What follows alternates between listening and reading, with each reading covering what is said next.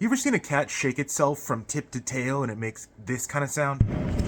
That was the most I could get her to do. She's a cat. She's not going to listen to me. There's a really interesting thing happening there with the sound, but why do they do it in the first place? Well, furry animals evolved to shake water out of their fur. So different furry animals do it. And the interesting thing is, cats shake themselves at about 6 to 10 hertz. So every second, they're moving back and forth 6 to 10 times, which is a lot.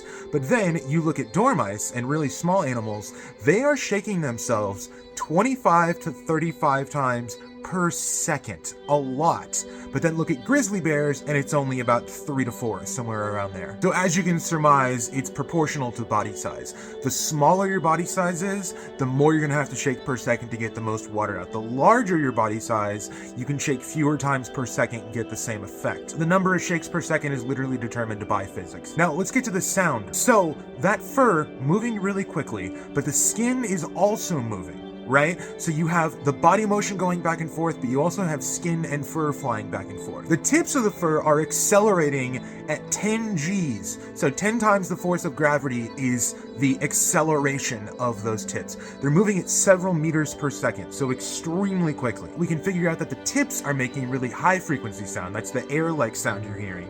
But the skin is also making sound. But the thing about it is it isn't really the fur, it isn't really the skin, it's the air displacement caused by those things. So think about a cat shaking back and forth. It's shaking towards you and then away from you.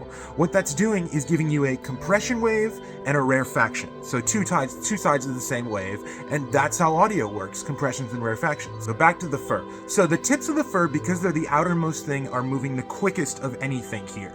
The bottom of the fur is moving slowly but still pretty quickly, and the skin is also moving. So that air displacement, basically you're getting the high frequencies, you're getting the mid frequencies, and you're getting the low frequencies. So you're getting a very, very wide frequency range from these shakes. But it's not just the speed, it's also the size and the density of the thing that's moving. Think about a flag flapping on a pole. It's this giant thing, it can be moving at one speed, it's going flomp, flomp, flomp.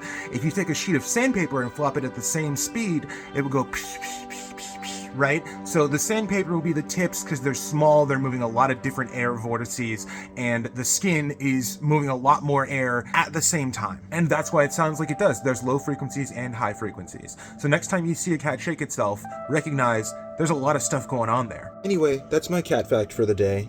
Hope you have a good one. Good girl, Toblerone. Oh, you don't want to be touched right now. That's fine. Boop.